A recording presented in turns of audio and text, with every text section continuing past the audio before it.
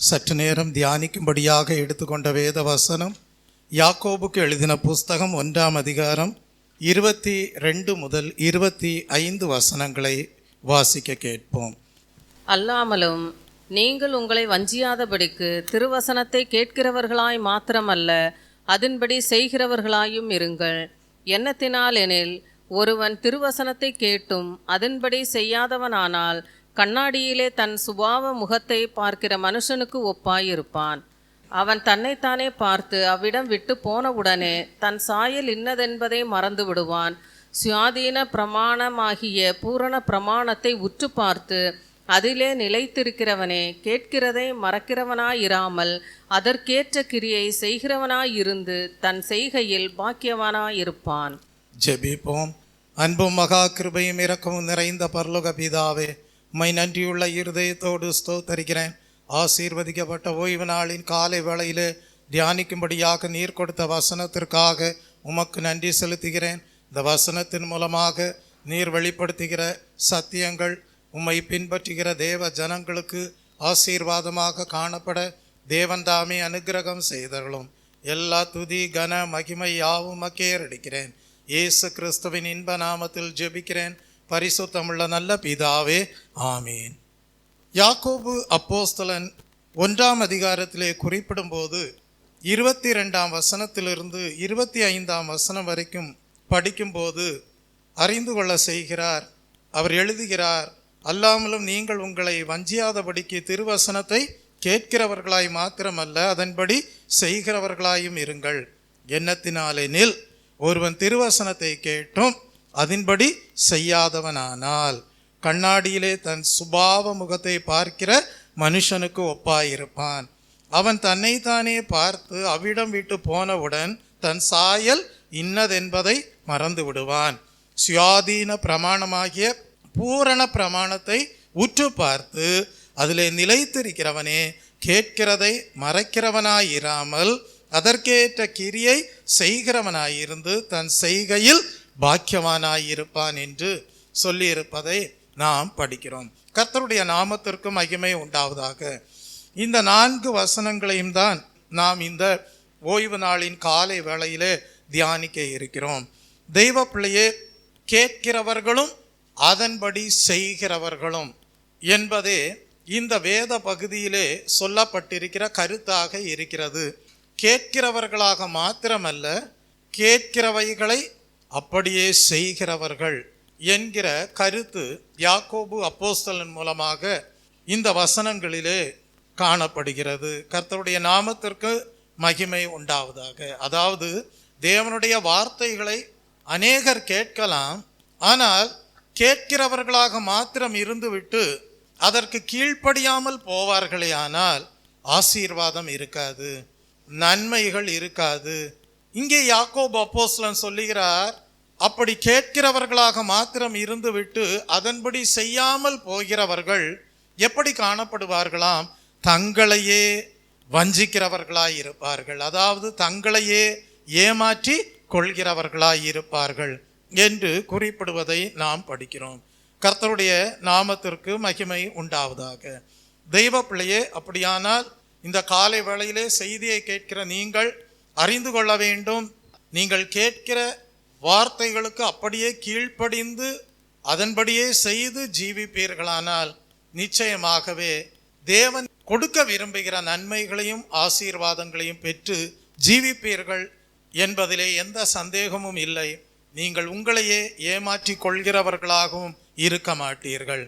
நாம் மத்தேயு 7ஆம் அதிகாரம் 21 முதல் 27 வசனங்களை வாசிக்கும் போது இயேசு கிறிஸ்துவும் கூட அதை வலியுறுத்தி சொல்லக்கூடியவராக இருந்திருக்கிறார்.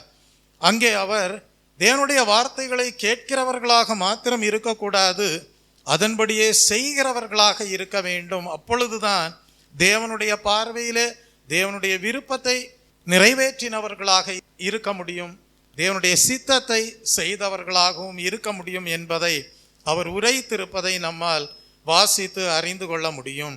மத்தேயு 7ஆம் அதிகாரம் 21ஆம் வசனத்திலிருந்து பரலோகத்தில் இருக்கிற என் பிதாவின் சித்தத்தின்படி செய்கிறவனே பரலோக ராஜ்யத்தில் பிரவேசிப்பானே அல்லாமல் என்னை நோக்கி கர்த்தாவே கர்த்தாவே என்று சொல்லுகிறவன் அதில் பிரவேசிப்பதில்லை.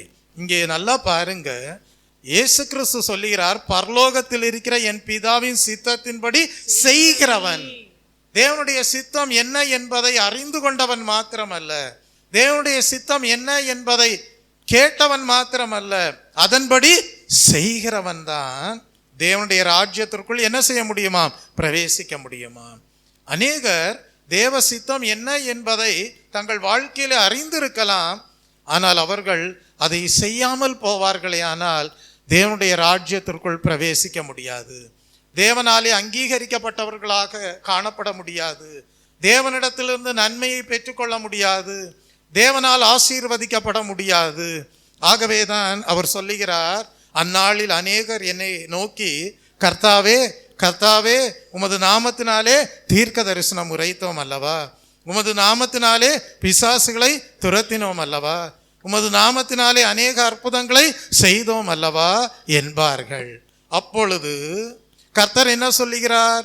நான் உங்களை ஒரு காலம் அறியவில்லை, அக்கிரம செய்கைக்காரரே என்னை விட்டு அகன்று போங்கள் என்று அவர்களுக்கு சொல்லுவேன் என்று சொல்லுகிறார். அப்படியானால் அநேகர் தேவனுடைய சித்தம் என்ன என்பதை அறிந்து அதை செய்யாமல் தாங்கள் விரும்புகிற விதத்தில் தேவனை பிரியப்படுத்துகிறோம் என்று சொல்லி அநேக காரியங்களை செய்தாலும் அதெல்லாம் தேவனுடைய பார்வையிலே அங்கீகரிக்கப்படாமல் இருக்கிறது என்பதை நாம் இந்த வசனத்தின் மூலமாக அறிந்து கொள்கிறோம்.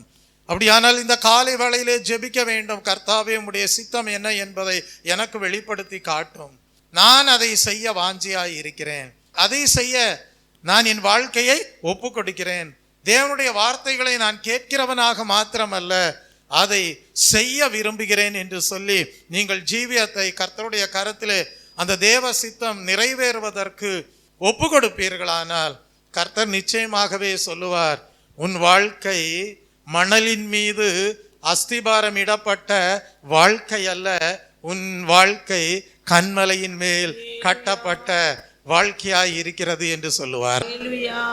அதைதான் 24ஆம் வசனத்திலே சொல்லுகிறார், ஆகையால் நான் சொல்லிய இந்த வார்த்தைகளை கேட்டு இவைகளின்படி செய்கிறவன் எவனோ அவனை கன்மலையின் மேல் தன் வீட்டை கட்டின புத்தியுள்ள மனுஷனுக்கு ஒப்பிடுவேன் என்று சொல்கிறார்.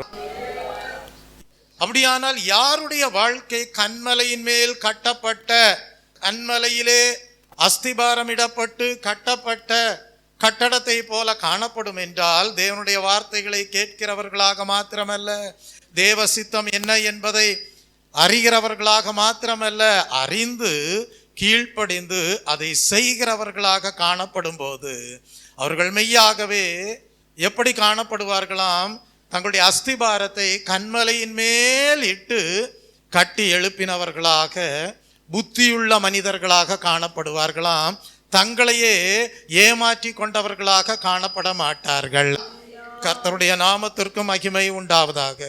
தெய்வ பிள்ளையே, அப்படியானால் யோசித்து பாருங்க, ஒரு கட்டடம் கட்டும்போது சிலர் என்ன செய்வார்கள் என்றால் சரியாக ஆழமாக தோண்டி சரியாக அஸ்திபாரம் இட்டு அந்த கட்டடம் கட்டி எழுப்பப்படும் போது அந்த கட்டடத்திற்கு எதிராக என்ன பாதிப்பு வந்தாலும் அதிலெல்லாம் அந்த கட்டடம் அப்படியே நிலை நிற்க வேண்டும் என்கிற ஜாக்கிரதையோடு சரியாக அஸ்திபாரம் இட்டு அதற்கு மேலாக கட்டடத்தை என்ன செய்வார்கள்? கட்டி எழுப்புவார்கள்.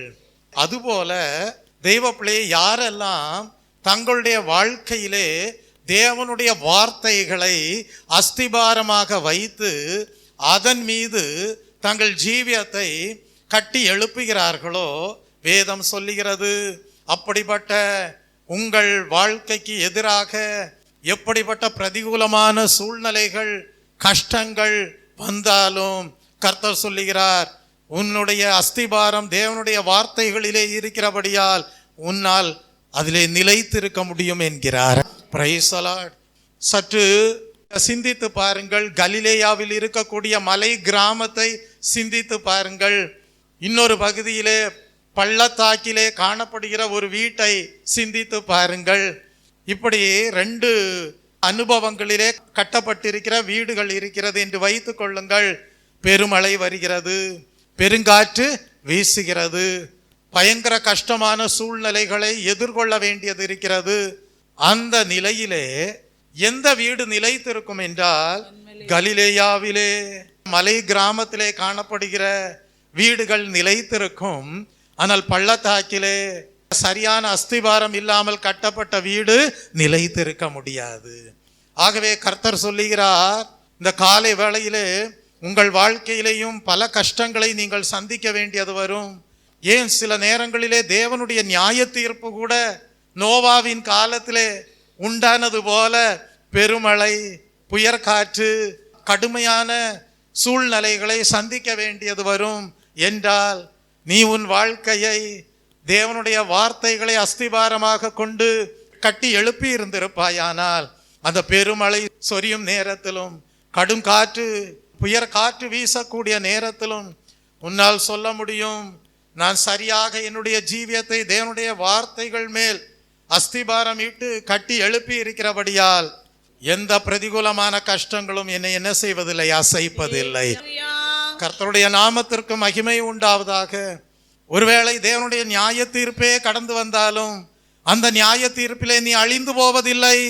அந்த நியாய தீர்ப்பிலே உன்னுடைய ஜீவியம் கர்த்தருடைய வார்த்தையிலே நிலைத்து நிற்கக்கூடியதாய் இருக்கும். காரணம், நீ எப்படி உன் வாழ்க்கையை கட்டி எழுப்பி இருக்கிறாய், நீ எப்படி உன் வீட்டை கட்டி எழுப்பி இருக்கிறாய்.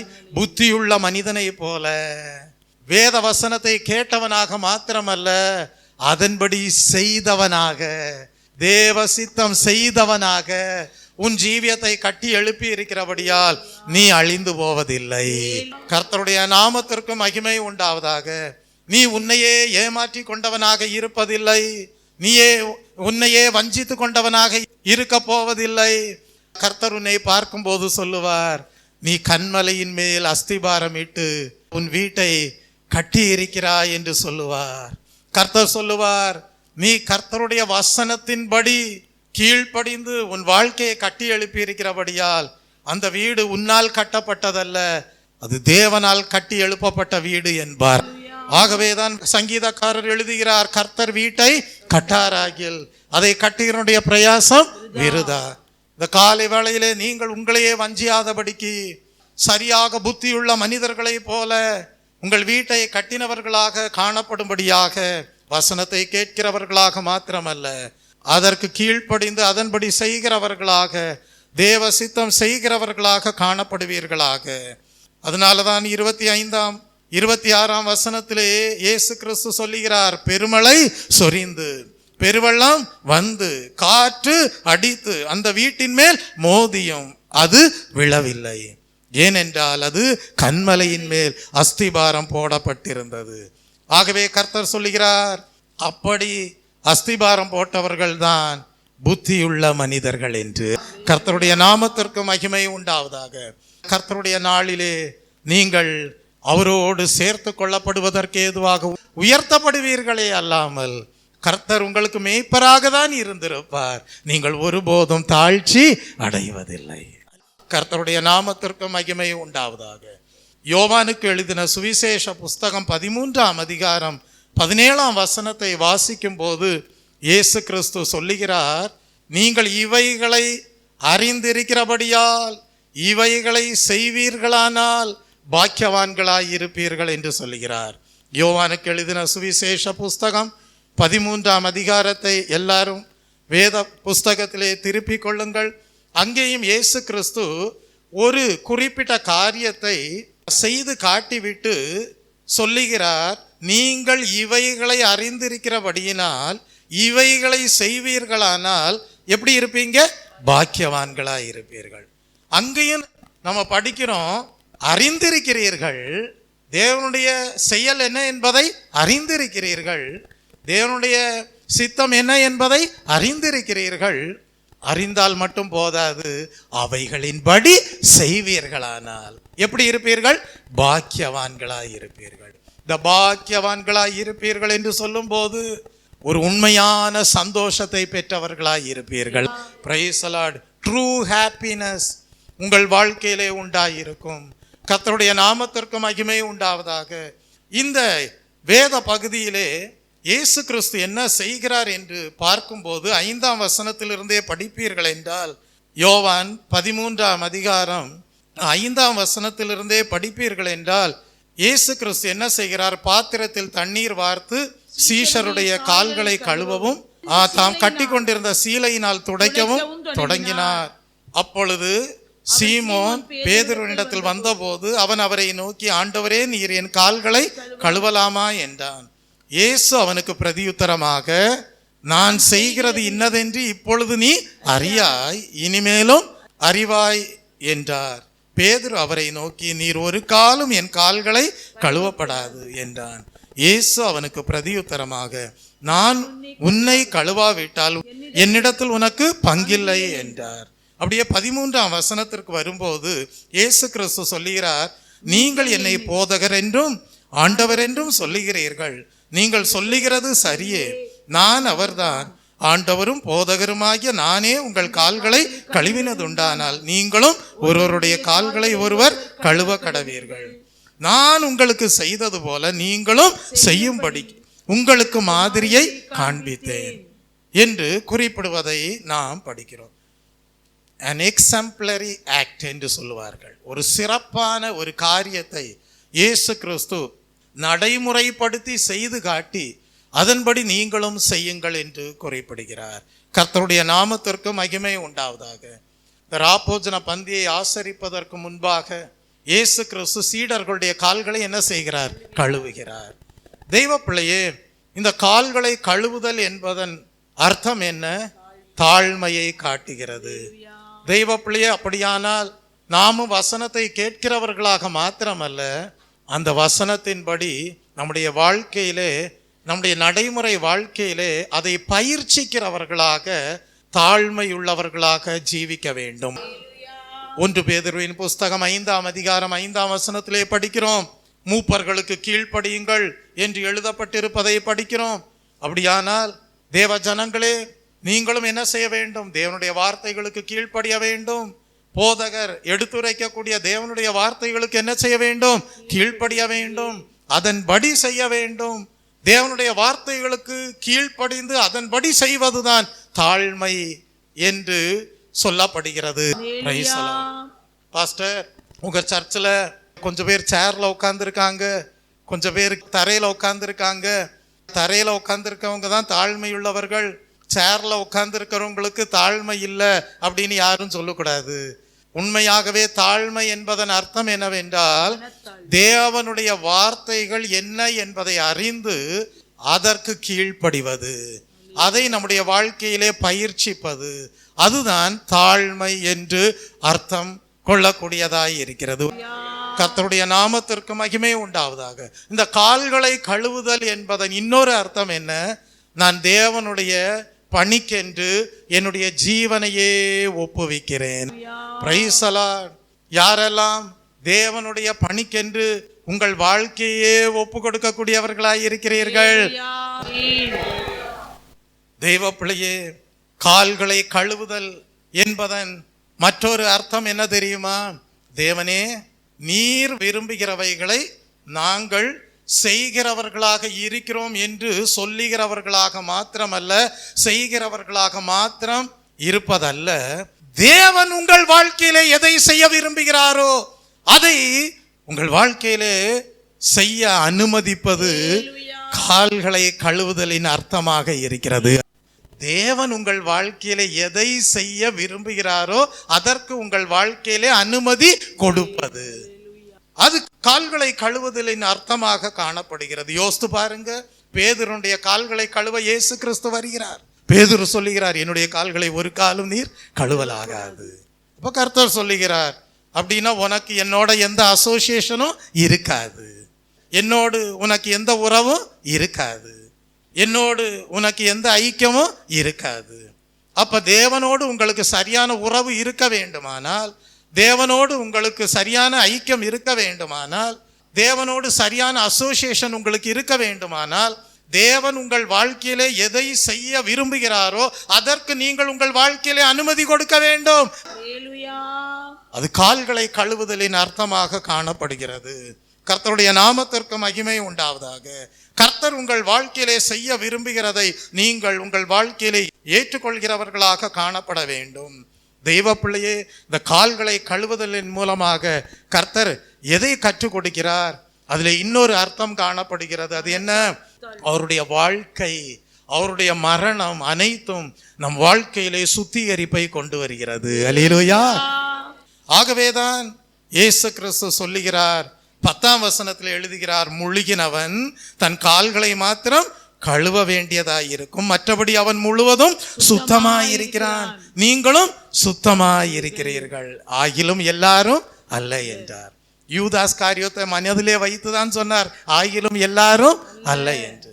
அப்ப இந்த கால்களை கழுவுதல் என்பதன் அர்த்தம் என்ன? அவருடைய வாழ்க்கை, அவருடைய ஊழியம், அவருடைய மரணம் அனைத்தும் நம்முடைய ஜீவியத்திலே சுத்திகரிப்பை கொண்டு வருகிறது. அப்படியானால் நீங்கள் தேவன் உங்கள் வாழ்க்கையிலே கொண்டு வர விரும்புகிற சுத்திகரிப்பிற்கு அனுமதி கொடுக்க வேண்டும். தேவன் உங்கள் வாழ்க்கையிலே கொண்டு வர விரும்புகிற சுத்திகரிப்பிற்கு இடம் கொடுக்க வேண்டும், அதை ஏற்றுக்கொள்ள வேண்டும். கர்த்தருடைய நாமத்திற்கு மகிமை உண்டாவதாக. நீங்கள் அந்த சுத்திகரிப்பை பெற்றவர்களாக மாத்திரமல்ல, அடுத்தது என்ன செய்யணும்? அந்த சுத்திகரிப்பின் கிரியையை மற்றவர்களுடைய வாழ்க்கையிலே கொண்டு போக வேண்டும். ஆகவேதான் நீங்கள் அடுத்தது மற்றவர்களுடைய கால்களை கழுவுகிறவர்களாய் இருக்கிறீர்கள். அதனுடைய அர்த்தம் என்ன? நாங்கள் தேவனிடத்திலிருந்து பெற்றுக்கொண்ட அந்த சுத்திகரிப்பின் கிரியையை மற்றவர்களுடைய வாழ்க்கையிலையும் கொண்டு செல்கிறோம். கர்த்தருடைய நாமத்திற்கு மகிமை உண்டாவதாக. அப்படியானால் நீங்கள் தேவனிடத்திலிருந்து சுத்திகரிப்பை பெற்றவர்களாக மாத்திரமல்ல, நீங்கள் பெற்றுக்கொண்ட சுத்திகரிப்பின் வேலையை, கிரியையை செய்கிறவர்களாகவே இருக்க வேண்டும். கர்த்தருடைய நாமத்திற்கு மகிமை உண்டாவதாக. கிறிஸ்து உங்களுக்கு எப்படி ஊழியம் செய்தார்? அன்போடு ஊழியம் செய்தார். கிறிஸ்து எப்படி உங்களுக்கு ஊழியம் செய்தார்? தாழ்மையோடு ஊழியம் செய்தார். அதுபோல நீங்களும் அன்பினாலும் தாழ்மையினாலும் தேவனுக்கும் உங்களோடு ஐக்கியப்பட்டு இருக்கிற சபையாருக்கும் என்ன செய்ய வேண்டும்? சேவை செய்ய வேண்டும், ஊழியம் செய்ய வேண்டும். இப்ப வாங்க, யோவான் 13ஆம் அதிகாரம் 17ஆம் வசனத்துல சொல்கிறார், நீங்கள் இவைகளை அறிந்திருக்கிறபடியால், அறிந்தது மட்டும் இல்ல, இவைகளை செய்வீர்களானால் பாக்கியவான்களாய் இருப்பீர்கள். அதனுடைய அர்த்தம் என்ன? இயேசு கிறிஸ்து ஒரு நல்ல பாடத்தை கற்றுக் கொடுக்கிறார். இயேசு கிறிஸ்து ஒரு நல்ல பாடத்தை கற்றுக் கொடுக்கிறார். அதுல உங்க மனது விருப்பம் கொண்டு காணப்பட்டால், அதை நீங்க செய்கிறவர்களாக இருந்தால், உங்களில் ஒரு ட்ரூ சர்வீஸ் காணப்படும், ஒரு உண்மையான சேவை காணப்படும். அதனால உங்களுக்கு ட்ரூ ஹாப்பினஸும் இருக்கும், ஒரு உண்மையான சந்தோஷமும் இருக்கும். சிலர் பார்த்தீங்கன்னா 30 வருஷம் 35 வருஷம் ஒரு ஸ்கூல்ல வேலை பார்ப்பாங்க. வேலை பார்த்துட்டு கடைசியில் ரிட்டையர்ட் ஆகி வரும்போது அவங்க சொல்லுவாங்க, நாங்க இந்த ஸ்கூல்ல செய்த வேலை எங்களுக்கு ரொம்ப திருப்தியா இருந்தது. ட்ரூ ஹாப்பினஸ் எதுல இருக்குன்னா ட்ரூ சர்வீஸ்ல இருக்கு. இயேசு கிறிஸ்து அப்படிதான் ஒரு நல்ல சேவையை செய்கிறவராக, ஊழியத்தை செய்கிறவராக, அதை கற்றுக் கொடுக்கிறவராக, அதன்படி நீங்களும் செய்வீர்களானால், அதை அறிந்தவர்களாக மாத்திரமல்ல அதன்படி செய்வீர்களானால் எப்படி இருப்பீங்க? பாக்கியவான்களாய் இருப்பீர்கள், உண்மையான சந்தோஷத்தோடு காணப்படுவீர்கள். முடிவில் ஒரு சத்தம் உண்டாகும். கர்த்தர் சொல்லுவார், உண்மை உத்தமமான ஊழியக்காரனே, எஜமானுடைய சந்தோஷத்திற்குள் பிரவேசி என்று சொல்வார். நீங்கள் உங்களையே ஏமாற்றி கொண்டவர்களாக இருக்க மாட்டீர்கள். கர்த்தருடைய நாமத்திற்கு மகிமை உண்டாவதாக. True service gives true happiness. Praise the Lord. உண்மையாகவே நீங்கள் சர்வீஸ் பண்ணியிருந்தால், உண்மையாகவே நீங்கள் தேவனுக்கு ஊழியம் செய்திருந்தால் அது உண்மையான சந்தோஷத்தை கொடுக்கும். Praise the Lord. சிலர் அதனால தான் சொல்லுவாங்க, நாங்கள் இந்த டிபார்ட்மெண்ட்ல வேலை பார்த்தோம், கரெக்டாக வேலை பார்த்தோம், சரியாக வேலை பார்த்தோம், நாங்கள் இப்போ ரிட்டையர் ஆகி போகிறோம், எங்களுக்கு ரொம்ப மன திருப்தியாக இருக்குது, ரொம்ப சந்தோஷமாக இருக்குது, நாங்கள் செலவழித்த நாட்கள், நாங்கள் செய்த வேலை எங்களுக்கு எப்படி இருக்கு? பெரிய சந்தோஷத்தை, உண்மையான சந்தோஷத்தை கொடுக்குது. ஏன்னா நாங்கள் பண்ண சர்வீஸ் ட்ரூ சர்வீஸாக இருந்தது. கர்த்தருடைய நாமத்திற்கு மகிமை உண்டாவதாக. அதனால தான் கர்த்தர் சொல்லுகிறார், நீங்க வசனத்தை கேட்டவர்களாக மட்டும் இருக்காதீங்க, அதை அறிந்தவர்களாக மட்டும் இருக்காதீங்க, அதன்படி செய்தவர்களாகவும் இருங்கள். கர்த்தருடைய நாமத்திற்கு மகிமை உண்டாவதாக. அதனால் உங்களுக்கு கிடைக்க பெறுகிற ஆசீர்வாதம் என்ன? உங்களுக்கு உண்மையான சந்தோஷம் உண்டாயிருக்கும்.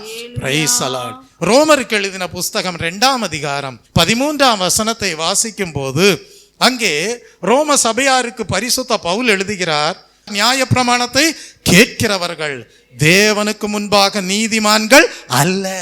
பாருங்க, நியாயப்பிரமாணத்தை கேட்கிறவர்கள் தேவனுக்கு முன்பாக நீதிமான்கள் அல்ல, நியாயப்பிரமாணத்தின்படி செய்கிறவர்களே நீதிமான்கள் ஆக்கப்படுவார்கள்.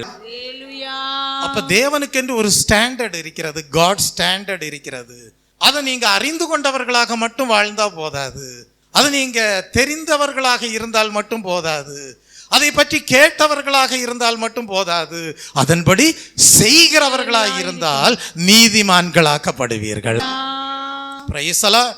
ஒரு எக்ஸாம்பிளுக்கு சொல்லணும்னா, உன் தாயையும் தகப்பனையும் கனம் பண்ணுவாயாக. அது நியாயப்பிரமாணம் கொடுக்கிற கட்டளையாய் இருக்கிறது. அப்படியானால் நீங்க அதை பற்றி அறிந்து கொண்ட பிறகு நீங்க கனம் பண்ணாதவர்களாக, யார?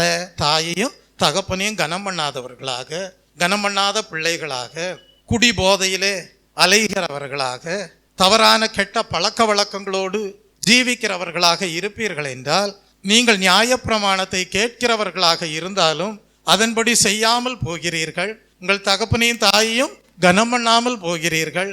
அதனால் உங்களுக்கு எந்த நன்மையும் இருக்காது.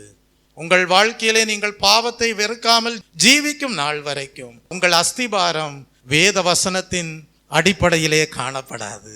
வேத வசனத்திற்கு கீழ்ப்படிந்து கட்டப்பட்ட வாழ்க்கையாக இருக்காது. ஒருவேளை நியாய தீர்ப்பின் நாளிலே நீ பாவத்திலே உன் வாழ்வை கட்டி எழுப்பி இருந்திருப்பாயானால், அந்த நியாய தீர்ப்பின் நாளிலே பெருங்காற்று வீசும் போது, பெருமழை பொழிந்தருளும் போது உன்னால் என்ன செய்ய முடியாது? நிலைத்திருக்க முடியாது.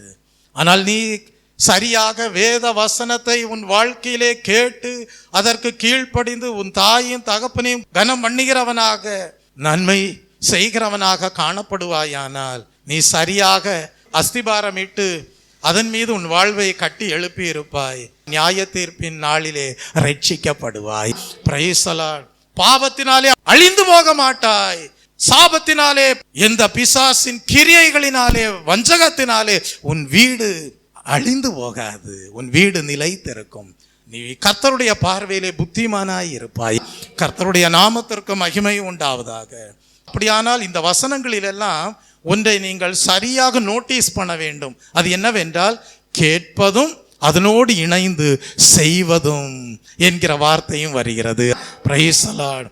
அநேகர் கேட்கலாம், ஆனால் அதன்படி செய்யவில்லை என்றால் நீதிமான்களாக இருக்க முடியாது. கேட்கலாம், அதன்படி கீழ்ப்படிந்து வாழவில்லை என்றால் நல்ல கனிகளை கொடுக்க முடியாது. இப்பொழுது யாக்கோபு 1ஆம் அதிகாரம் 23ஆம் வசனத்திற்கு வரும்போது யாக்கோபு அப்போஸ்தலன் எழுதுகிறார், எண்ணத்தினாலெனில் ஒருவன் திருவசனத்தை கேட்டும் அதன்படி செய்யாதவனானால் கண்ணாடியிலே தன் சுபாவ முகத்தை பார்க்கிற மனுஷனுக்கு ஒப்பாயிருப்பான். இப்ப நீங்க சர்ச்சுக்கு வர்றீங்க, சர்ச்சுக்கு வரும்போது நல்ல ரெடி ஆகிட்டு எதற்கு முன்பாக போய் நிற்பீங்க? கண்ணாடிக்கு முன்னால போய் நிற்பீங்க. நம்ம முகம் எப்படி இருக்கு அப்படின்னு பார்ப்பீங்களா? பார்க்க மாட்டீங்களா? பார்ப்பீங்க. நம்முடைய முடிய நம்ம எப்படி சீவி இருக்கிறோம், நம்ம ட்ரெஸ்ஸை சரியா போட்டிருக்கோமா, அங்கிட்டும் இங்கிட்டும் நகர்ந்து இருக்கிறதா, எல்லாத்தையும் நீங்க கொஞ்சம் கண்ணாடிக்கு முன்னால போய் நின்று பார்ப்பீர்கள். பார்க்கும்போது, அப்படி கண்ணாடிக்கு முன்பாக போய் நின்று பார்க்கும்போது, ஒருவேளை உங்க முடி கலைந்து இருந்தால் முடிந்த வரைக்கும் நன்றாக சீவி அதை சரிப்படுத்துவீர்கள். உங்க முகத்திலே மற்றவர்கள் பார்க்கும்போது அது சரியான விதத்துல இல்லாமல் இருக்குமே, ஆனால் அதை நீங்கள் மற்றவர்கள் பார்க்கும்போது நல்லா இருக்கணும்னு சொல்லி சரிப்படுத்துவீங்க. ட்ரிவாண்ட்ரத்தில் என்னுடைய பெரியம்மா இருக்காங்க. விடிய காலம் எழும்பி, கவர்மெண்ட் டீச்சராக இருந்தாங்க. விடிய காலம் எழும்பி என்ன செய்வாங்கன்னா, கரெக்டாக ஒரு குறிப்பிட்ட பஸ்ஸை பிடிக்கணும். அவங்க பிடிச்சாதான் ஸ்கூலில் கரெக்ட் டைமில் போய் இருக்க முடியும். கொஞ்சம் ஒரு நிமிஷம் தாமதமாக போனால் பஸ்ஸை என்ன செஞ்சிருவாங்க, விட்டுருவாங்க. சில நேரங்களில் அவங்க விடிய காலம் எழும்பி 3 மணி 3:30 மணிக்கெல்லாம் எழும்பி குளித்து கிளம்பி பவுடரை போட்டுட்டு ஐயோ டைம் ஆயிருச்சே பஸ் போயிருமேன்னு சொல்லி என்ன செய்வாங்கன்னா கண்ணாடிக்கு முன்னால நின்று முகம் எப்படி இருக்கு அதெல்லாம் பார்த்து சரிப்படுத்தாம என்ன செய்வாங்கன்னா பஸ்ஸை பிடிக்க ஓடுவாங்க. பஸ்ல ஏறின பிறகு கண்டக்டர் சொல்லுவாரு, சேச்சி குறைச்சு பவுடரை மாச்சு களையணுமே அப்படின்னுவாங்க. அதனுடைய அர்த்தம் என்னன்னா, சேச்சி சிஸ்டர் உங்க முகத்துல பவுடரை அப்படியே அப்பிட்டு வந்திருக்கீங்க, கொஞ்சம் என்ன செய்யுங்க தொடச்சுக்கோங்க அப்படின்னா அவங்க கண்ணாடியில நின்று அவங்க முகத்தை என்ன செய்யல, சரியா பார்த்து என்ன செய்யல, அதை சரிப்படுத்திக்கல. மற்றவங்க பார்க்கும்போது சரியான அளவில் அந்த பவுடர் இருக்கக்கூடிய அளவில், சரியான விதத்தில் முக சாயல் இருக்கக்கூடிய அளவில் அவங்க என்ன செய்யலைன்னா கண்ணாடியில் பார்க்காம, முக்கியம் என்ன, ஒரு நாள் கிளாஸை மிஸ் பண்ணிடக்கூடாது, எப்படியாவது பஸ்ஸை என்ன செஞ்சிடணும், பிடிச்சிடணும். லேட்டாக போனால் என்ன செய்ய வேண்டியது இருக்கும், பிரின்சிபாலுக்கு முன்னால் போய் நிற்க வேண்டியது இருக்கும், உயர் அதிகாரிக்கு முன்னால் போய் நிற்க வேண்டியது இருக்கும், கெட்ட பெயர் உண்டாகும் அப்படின்னு சொல்லி ஓடுவாங்க. ஆனால் நல்ல கண்டக்டர் சிஸ்டராக நினச்சி, சிஸ்டர் கொஞ்சம் பவுடர் என்ன செய்யுங்க தொடச்சிக்கோங்க, சரிப்படுத்திக்கோங்க அப்படின்னு சொன்னார். தெய்வ பிள்ளையே, அப்படியானால் இதிலிருந்து தேவன் நமக்கு என்ன கற்றுக் கொடுக்கிறார் என்றால், நமக்கு கண்ணாடியை போன்று காணப்படுவது என்ன, திருவசனம். தேவன் தம்முடைய வார்த்தைகளை அனுப்புகிறார், தம்முடைய நியாய பிரமாணம் இன்னதென்று உரைக்கிறார், தம்முடைய பிரமாணங்கள் இன்னதென்று அறிவிக்கிறார், போதகர் மூலமாகவும் தெரியப்படுத்துகிறார். அப்ப அதை நீங்க கேட்கும் போது எப்படி தெரியுமா கேட்குறீங்க, கண்ணாடிக்கு முன்னால நின்று பார்க்கறது போல அந்த வசனமாகிய கண்ணாடிக்கு முன்பாக உங்கள் வாழ்க்கையை நிறுத்தி தற்பரிசோதனை செய்கிறவர்களாய் இருக்கிறீர்கள். வசனம் இப்படி சொல்லுதே, என் வாழ்க்கை எப்படி இருக்கு அப்படின்னு சொல்லி அந்த வசனமாகிய கண்ணாடியை உங்கள் வாழ்க்கைக்கு முன்பாக வைத்து உங்கள் ஜீவியத்தை ஆராய்ந்து பார்க்க ஆரம்பிக்கிறீர்கள். சரி, கண்ணாடி என்ன சொல்லுதுன்றதை தெரிஞ்சுக்கிட்டேங்க, வசனம் என்ன சொல்லுதுன்றதை தெரிஞ்சுக்கிட்டேங்க, உங்க ஜீவியம் எப்படி இருக்குன்றதையும் தெரிஞ்சுக்கிட்டு நான் சரிப்படுத்த மாட்டேன், நான் இருக்கிற மாதிரி தான் இருப்பேன் அப்படின்னு சொன்னா உங்க வாழ்க்கையில ஏதாவது நல்ல மாற்றம் உண்டாகுமா? மாற்றம் உண்டாகாது. நீங்க எப்படி இருக்கீங்கன்றத மற்றவங்களுக்கு தெரியப்படுத்துகிறவர்களாய் இருப்பீர்கள். உங்க கெட்ட குணம் எப்படி இருக்குன்றத தெரியப்படுத்துகிறவர்களாய் இருப்பீர்கள். உங்கள் வாழ்க்கை எப்படி அலங்கோலமாக இருக்கிறது என்பதை தெரியப்படுத்தக்கூடியவர்களாய் இருப்பீர்கள். இன்னும் எப்படி உங்கள் வாழ்க்கையை நீங்கள் சரிப்படுத்தாமல் இருக்கிறீர்கள் என்பதை அறிவிக்கிறவர்களாய் இருப்பீர்கள். உங்கள் சுபாவ முகத்தை தெரியப்படுத்துகிறவர்களாய் இருப்பீர்கள். உங்கள இன்னும் நல்ல குணங்கள் வரல அப்படின்றத தெரியப்படுத்துகிறவர்களாய் இருப்பீர்கள். தெய்வ பிள்ளையே, அந்த என்னுடைய பெரியம்மாக்கு அந்த கண்டக்டர் ஒரு நாள் அப்படி சொன்ன பிறகு அவங்க என்ன செஞ்சாங்கன்னா, அதுக்கு பிறகு 15 நிமிஷம் கொஞ்சம் சீக்கிரமாவே இன்னும் எழும்பி, அதுக்கு பிறகு ஸ்கூலுக்கு போகும்போது இனி எந்த கண்டக்டரும் சேச்சி சரிப்படுத்திக்கோங்கன்னு சொல்லாத அளவுக்கு அவங்க கண்ணாடிக்கு முன்பாக நின்று பார்த்து தங்களை சரிப்படுத்தி ஓடி நல்ல சர்வீஸ் பண்ணி ட்ரூ ஹாப்பினஸோடு காணப்படுகிறார்கள். Praise the Lord. தெய்வ பிள்ளையே, நம்முடைய வாழ்க்கை பாதையிலே சரிப்படுத்த வேண்டிய அநேக விஷயங்கள் உண்டு.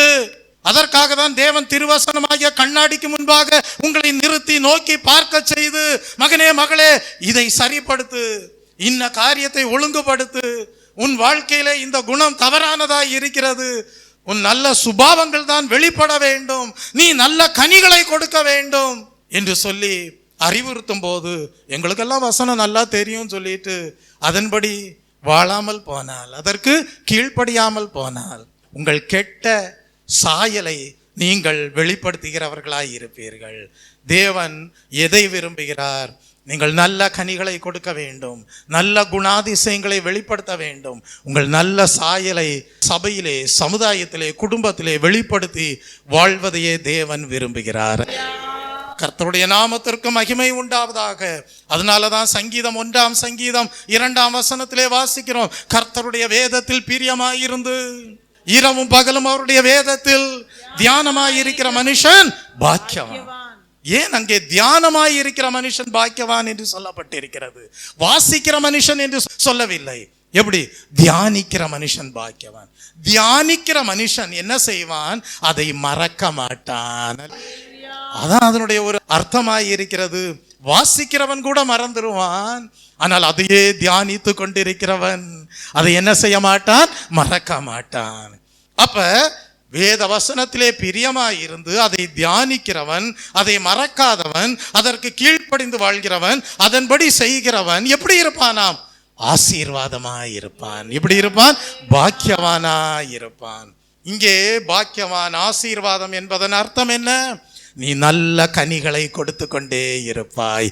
கர்த்தருடைய நாமத்திற்கு மகிமை உண்டாவதாக. ஆம் தேவ பிள்ளையே, தேவனுடைய வார்த்தைகளை கேட்பதும் வாசிப்பதும் அதை தியானிப்பதும் உங்களுக்கு ஆசீர்வாதமாக காணப்படும். அந்த தேவனுடைய வார்த்தைகளுக்கு முன்பாக உங்கள் வாழ்க்கையை வைத்து பார்க்கும்போது உங்கள் வாழ்க்கையில என்ன இருக்கிறது என்பதை அது வெளிப்படுத்தி காட்டும். கர்த்தருடைய நாமத்திற்கு மகிமை உண்டாவதாக. நீ இன்னும் பாவத்தை விரும்புகிறாயா? நீ இன்னும் சாபகரமான காரியங்களை விரும்புகிறாயா? நீ இன்னும் உன் வாழ்க்கையை எதன் மீது கட்டி எழுப்ப விரும்புகிறாய்? அதையெல்லாம் வெளிப்படுத்தி காண்பிக்க கூடியதாய் இருக்கும். Praise the Lord. நீங்கள் எப்படி இருக்கிறீர்கள், எப்படிப்பட்ட மாற்றம் தேவைப்படுகிறது என்பதை வசனமாகிய கண்ணாடி உங்களுக்கு வெளிப்படுத்தி காட்டும் போது, நீங்கள் கீழ்ப்படிந்து தேவையான மாற்றத்தை செய்து கொள்ளும் போது பாக்கியவான்களாய் இருப்பீர்கள், தியானிக்கிறவர்களாய் இருப்பீர்கள், மறக்காமல் அதை செய்கிறவர்களாய் இருப்பீர்கள், நல்ல கனிகளை கொடுக்கிறவர்களாய் இருப்பீர்கள். உங்களிடத்திலிருந்து சரியான ஒரு பிரதிபலிப்பு உண்டாகும். உங்களிடத்திலிருந்து ஒரு சரியான மறு உத்தரவு உண்டாகும். தேவனுடைய வார்த்தைகளுக்கு ஒப்பு கொடுப்பீர்கள். இன்றைக்கு கேட்ட வசனத்திற்கு நான் கீழ்ப்படிவேன் என்று ஒரு ட்ரூ ரெஸ்பான்ஸ் உண்டாயிருக்கும், ஒரு சரியான பிரதிபலிப்பு உண்டாயிருக்கும், ஒரு சரியான பதிலை கொடுக்கக்கூடியவர்களாய் இருப்பீர்கள். ஒருவேளை உங்களால் சில வசனங்களுக்கு கீழ்ப்படிய முடியவில்லை என்றால் தேவனிடத்தில் உதவி கேட்பீர்கள். உதவி வரும். கண்மலை நோக்கி பார்க்கின்றேன், வானமும் வையமும் படைத்தவரை நான் பார்க்கின்றேன். உதவி வரும். கண்மலை நோக்கி பார்க்கின்றேன், வானமும் வையமும் படைத்தவரை நான் பார்க்கின்றேன். கால்கள் தள்ளாட விட மாட்டார், காக்கும் தேவன் உறங்க மாட்டார். கால்கள் தள்ளாட விட மாட்டார், காக்கும் தேவன் உறங்க மாட்டார். இஸ்ரவேலை காக்கிறவர் என்னாலும் தூங்க மாட்டார். இஸ்ரவேலை காக்கிறவர் என்னாலும் தூங்க மாட்டார். உதவி வரும். கண்மலை நோக்கி பார்க்கின்றேன், வானமும் வையமும் படைத்தவரை நான். அப்படி நீங்கள் கர்த்தரிடத்தில் உதவி கேட்கும் போது கர்த்தர் என்ன செய்வார் தெரியுமா? தேவையான கிருபையை தருவார். அவருடைய கிருபை காலைதோறும் புதிதாக இருக்கும். தேவையான வரங்களை தருவார். பரிசுத்த ஆவியானுடைய நிறைவை தருவார். உன்னத பலனை கொடுப்பார். தேவனுடைய ஸ்டாண்டர்டுக்கு ஏற்ற விதத்தில் வாழ்வதற்கு ஏதுவாக, பயிற்சிப்பதற்கு ஏதுவான கிருபையை பொழிந்தருளுவார். அவர் ஒத்தாசையாய் இருப்பார். கர்த்தருடைய நாமத்திற்கு மகிமை உண்டாவதாக. இப்பொழுது 24ஆம் வசனத்திற்கு வாருங்கள். யாக்கோபு 1ஆம் அதிகாரம் 24ஆம் வசனம். அவன் தன்னைத்தானே பார்த்து அவ்விடம் விட்டு போன உடனே தன் சாயல் இன்னதென்பதை மறந்து விடுவான். தெய்வ பிள்ளையே, உடைய அர்த்தம் என்ன? சிலர் எப்படி இருப்பாங்களாம்? தேவனுடைய வார்த்தைகள் உரைக்கும் போது தங்களுடைய வாழ்க்கை எப்படி சீர்கேடாக இருக்கிறது என்பதை அறிந்து கொள்வார்கள். ஆனால் என்ன செய்ய மாட்டாங்க? தங்களுடைய அந்த சீர்கேடான நிலையை மாற்றிக்கொள்ள மாட்டார்கள். எங்களை மாற்றாதீங்க பாஸ்டர், நாங்க இருக்கிற மாதிரி இருந்துக்கிறோம் பாஸ்டர். ஒரு பையன் அப்படிதான் இருந்தான். நல்லா படிச்சான், பட்டம் வாங்கினான். அவங்க அப்பா விரும்பினார், என் மகன் நல்லா படிச்சுட்டான், பட்டம் வாங்கிட்டான், கல்லூரிக்கு போனான், படிச்சான், டிகிரி வாங்கிட்டான்.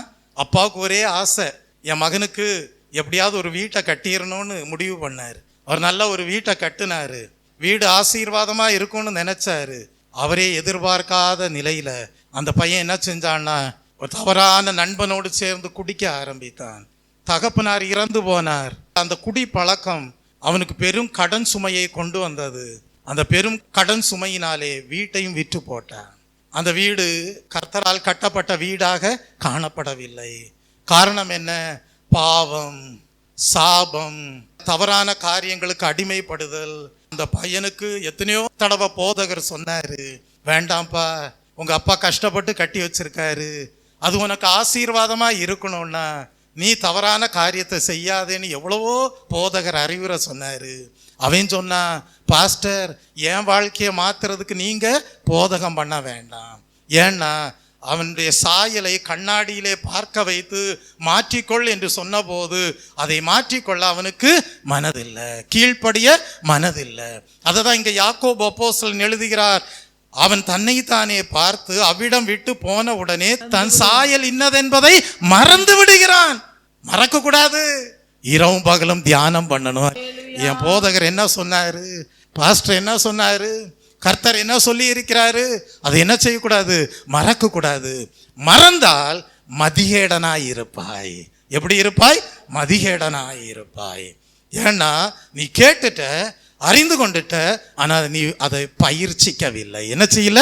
உன் வாழ்க்கையிலே பயிற்சிக்கவில்லை. அது மடத்தனமானதாக காணப்படும், மற்றவர்கள் கேலி பேசுவதற்கு ஏதுவாக காணப்படும். ஆகவேதான் வேதம் சொல்லுகிறது, தேவன் தம்முடைய வார்த்தைகளை வெளிப்படுத்தும் போது நீங்கள் செயல்பட வேண்டும். Praise the Lord. நீங்கள் செயல்படவில்லை என்றால், அதற்கேற்ற விதத்தில் உங்கள் வாழ்க்கையை மாற்றிக்கொள்ளவில்லை என்றால் உங்களுக்கு ஒரு நன்மையும் உண்டாகாது. என்ன உண்டாகாது? ஒரு நன்மையும் உண்டாகாது. ஆனால் கர்த்தாவே எனக்கு உதவி செய்யும், தேவையான கிருபையை தாரும், ஒத்தாசையாயிரும், உம்முடைய சித்தத்தை செய்ய எனக்கு நீர் பலனை தாரும், நீர் என்னோடு இருந்து என்னை வழி நடத்தும், உதவி செய்யும் என்று கேட்பீர்களானால் கர்த்தர் துணையாய் இருந்து உங்கள் வாஞ்சையை அறிந்து நல்ல மாற்றங்களை உங்கள் வாழ்க்கையிலே கொண்டு வந்து நன்மையாக முடிய பண்ணுவார். சகலமும் நன்மையாக காணப்படும்படியாக செய்வார். கர்த்தருடைய நாமத்திற்கு மகிமை உண்டாவதாக. இப்பொழுது 25ஆம் வசனத்திற்கு வருவோம். யாக்கோபு 1ஆம் அதிகாரம் 25ஆம் வசனம். சுயாதீன பிரமாணமாகிய பூரண பிரமாணத்தை உற்று பார்த்து அதிலே நிலைத்திருக்கிறவனே, கேட்கிறதை மறைக்கிறவனாயிராமல் தியானிக்கிறவனாயிருப்பான். நான் அதை கொஞ்சம் சேர்த்து முந்தின அந்த சங்கீதம் 1ஆம் சங்கீதத்தில் சொல்லப்பட்டிருக்குல்ல, தியானமாயிருக்கிற மனுஷன், அதை இந்த இடத்துல நான் கொஞ்சம் இணைத்து சொல்லுகிறேன். மறைக்கிறவனாயிராமல் எப்படி இருப்பான்? தியானிக்கிறவனாயிருந்து அதற்கேற்ற கிரியை செய்கிறவனாயிருந்து தன் செய்கையில் பாக்கியவானாயிருப்பான்.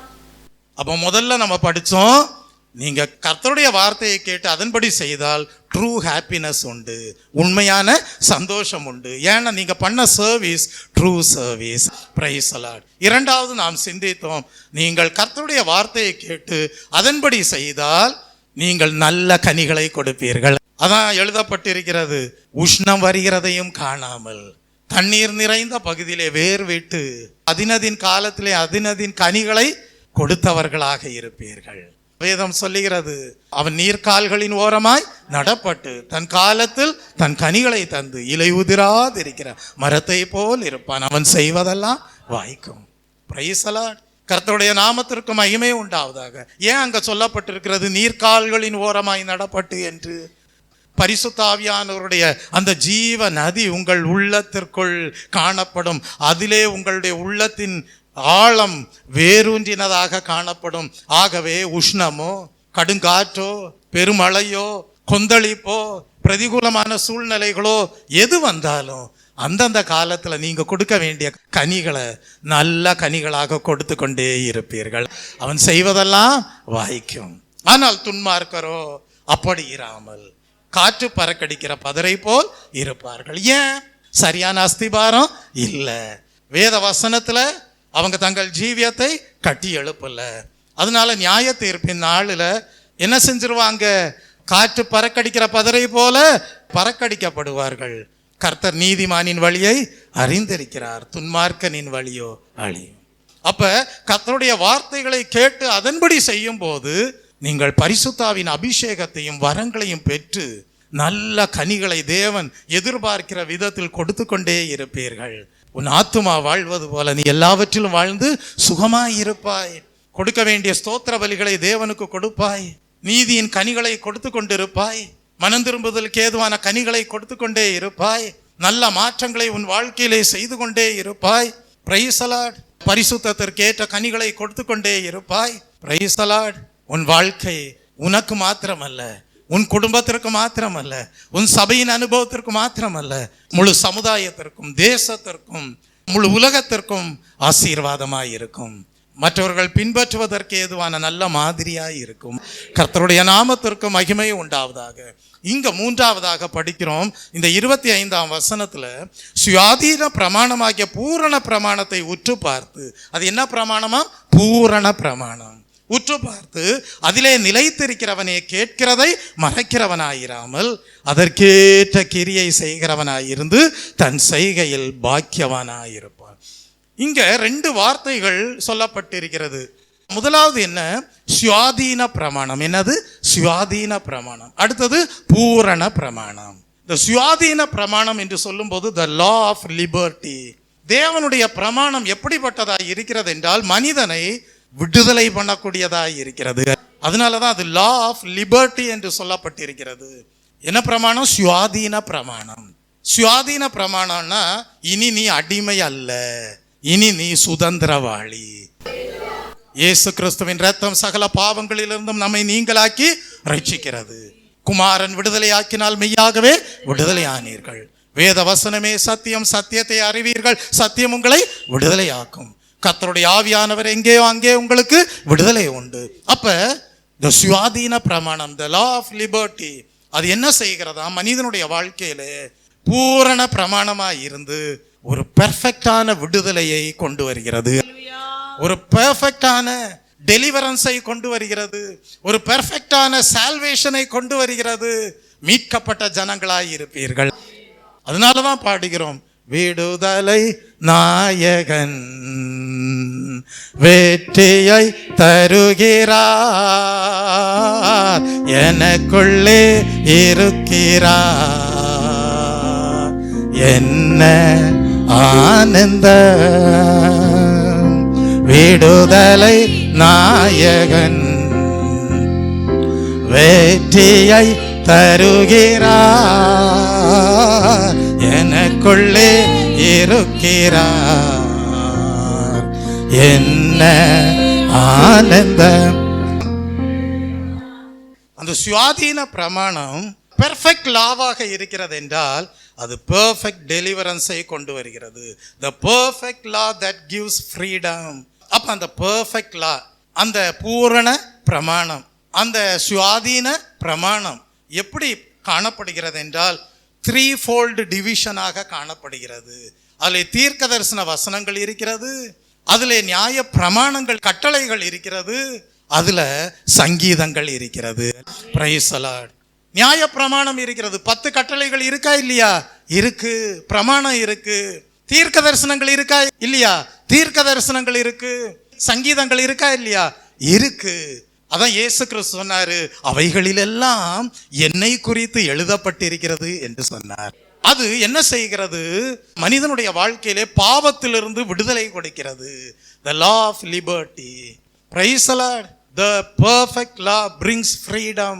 கிறிஸ்துவை பின்பற்றுகிறவர்களுக்கு பாவத்திலிருந்து விடுதலை உண்டு.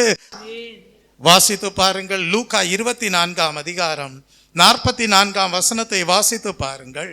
இயேசு கிறிஸ்து சொல்லுகிறார், மோசேயின் நியாய பிரமாணத்திலும் தீர்க்க தரிசன ஆகமங்களிலும் சங்கீதங்களிலும் இயேசு கிறிஸ்து சொல்லுகிறார், என்னை குறித்து எழுதப்பட்டிருக்கிறது. அப்ப இயேசு கிறிஸ்து யார்? இரட்சகர். அப்ப அந்த நியாய பிரமாணம், அந்த மாரல் லாஸ், அந்த சங்கீத புஸ்தகங்களிலே எழுதப்பட்டிருக்கிற கர்த்தருடைய வார்த்தைகள், கர்த்தரை குறித்த காரியங்கள், தீர்க்க தரிசன வார்த்தைகள், அதெல்லாம் மனிதன் கிறிஸ்துவை பின்பற்றும் போது பாவத்திலிருந்தும் சாபத்திலிருந்தும் பிசாசின் கிரியைகளிலிருந்தும் விடுதலையை கொண்டு வருகிறது, சுதந்திரத்தை கொண்டு வருகிறது. இனி நீ பாவத்திற்கு அடிமையானவன் அல்ல. யோசித்து பாருங்க, ஆபிரகாம் வீட்டுல யாரு சுதந்திரவாளியாக இருந்தது? இஸ்மவேலா, ஈசாக்கா? ஈசாக்கு தான் சுதந்திரவாளியாக இருந்தான். வீட்டிலே நிலைத்திருந்தவன் யார்? இஸ்மவேலா, ஈசாக்கா? ஈசாக்கு தான் நிலைத்திருந்தான். அப்படியானால் நீங்களும் கிறிஸ்துவிலே, தேவனுடைய வார்த்தையிலே நிலைத்திருக்கிறவர்களாக காணப்பட வேண்டுமானால் பாவத்திற்கு அடிமையானவர்களாக இருக்கக்கூடாது, நீங்கள் வசனத்தை கேட்டவர்களாகவும் அதன்படி செய்கிறவர்களாகவும் இருக்க வேண்டும். அப்பொழுது நீங்கள் கர்த்தருடைய வீடாக, கர்த்தர் எழுப்பின வீடாக, கர்த்தர் கட்டி எழுப்பின வீடாக நிலைத்திருப்பீர்கள். ஆம் தேவ பிள்ளையே, உண்மையான சுதந்திரத்தை கண்டடைய முடியும். ஆகவேதான் கர்த்தர் சொல்லுகிறார், என் வார்த்தைகளை அறிந்தால் மட்டும் போதாது, கேட்டால் மட்டும் போதாது, அதற்கு கீழ்ப்படிந்து வாழ்ந்தாயானால் உன் வாழ்க்கை கன்மலையின் மேல் அஸ்திபாரம் இடப்பட்டு கட்டி எழுப்பின வீடாக காணப்படும். Praise the Lord. இப்ப யாக்கோபு 2ஆம் அதிகாரம் 12ஆம் வசனத்தை வாசிங்க. சுயாதீன பிரமாணத்தினால் நியாய தீர்ப்படைய போகிறவர்களாய் அதற்கேற்றபடி பேசி அதற்கேற்றபடி செய்யுங்கள். அப்ப the law of liberty, தேவனுடைய நியாய பிரமாணம், தீர்க்க தரிசன வார்த்தைகள், சங்கீதங்கள், தேவனுடைய வார்த்தைகள் அதெல்லாம் போதிக்கப்படும் போது, அதை நீங்க கேட்கும் போது அதன்படி நீங்க செய்தீர்களானால் விடுதலை உண்டு. ஆனால் அதன்படி செய்யாமல் கீழ்ப்படியாமல் போனால் நியாய தீர்ப்புக்கு தப்பிக்கொள்ள முடியாது. ஏன்னா பாவம் எதை கொண்டு வரும்? நியாய தீர்ப்பை கொண்டு வரும். கிறிஸ்துவில நிலைத்திருக்க முடியாது.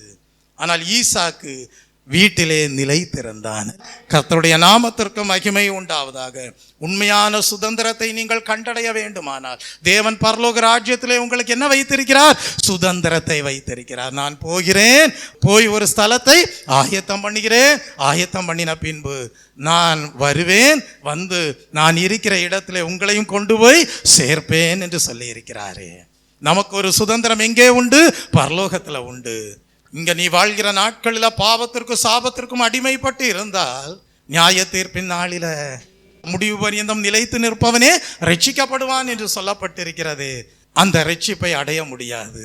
ஆனால் இன்றைக்கு the law of liberty, perfect law, உனக்கு எல்லா பாவ சாபங்களிலிருந்தும் விடுதலையை பெற்றுக்கொள்வதற்கு ஏதுவாக காணப்பட்டிருந்திருக்குமே. ஆனால் நீ அதற்கு கீழ்ப்படிந்திருப்பாய். நீ பரலோக சுதந்திரத்தை இழந்து போவதில்லை. கர்த்தருடைய நாமத்திற்கு மகிமை உண்டாவதாக. யோவான் 8ஆம் அதிகாரம் 31 முதல் 36 வசனங்களை வாசித்து பாருங்கள். இயேசு தம்மை விசுவாசித்த யூதர்களை நோக்கி, நீங்கள் என் உபதேசத்தில் நிலைத்திருந்தால் மெய்யாகவே சீஷராய் இருப்பீர்கள், சத்தியத்தையும் அறிவீர்கள், சத்தியம் உங்களை விடுதலையாக்கும். அவர்கள் அவருக்கு பிரதியுத்தரமாக, நாங்கள் ஆபிரகாமின் சந்ததியாராய் இருக்கிறோம், நாங்கள் ஒரு காலம் ஒருவனுக்கும் அடிமைகளாக இருந்தது இல்லை, விடுதலையாவீர்கள் என்று நீர் எப்படி சொல்லுகிறீர் என்றார்கள். இயேசு அவர்களுக்கு பிரதியுத்தரமாக, பாவம் செய்கிறவன் எவனும் பாவத்திற்கு அடிமையாய் இருக்கிறான் என்று மெய்யாகவே மெய்யாகவே உங்களுக்கு சொல்கிறேன். அடிமையானவன் என்றைக்கும் வீட்டிலே நிலைத்திரான், குமாரன் என்றைக்கும் நிலைத்திருக்கிறார். ஆகையால் குமாரன் உங்களை விடுதலையாக்கினால் மெய்யாகவே விடுதலையாவீர்கள். நீங்கள் ஆபிரகாமின் சந்ததியார் என்று அறிவேன், ஆனாலும் உங்களுக்குள்ளே என் உபதேசத்திற்கு இடம் கொடாமல் போகிறபடியால் என்னை கொலை செய்ய தேடுகிறீர்கள் என்று சொன்னார். அப்ப நம்ம அந்த கிறிஸ்துவின் உபதேசத்துல நிலைத்திருக்கும் போது ஆபிரகாமின் சந்ததியாராக, தேவனுடைய வார்த்தைகளுக்கு கீழ்ப்படிந்து விசுவாசிகளுக்கு தகப்பன் என்று பெயர் எடுத்தாரே ஆபிரகாம், அவருடைய ஆவிக்குரிய சந்ததியாராக மேன்மையான பரலோக சுதந்திரத்தை பெற்றுக்கொள்வதற்கு பங்குள்ளவர்களாக, நீதிமான்களாக காணப்படுவோம். இனி ஒரு நாளும் நீங்கள் பாவத்திற்கு அடிமைகளானவர்கள் அல்ல.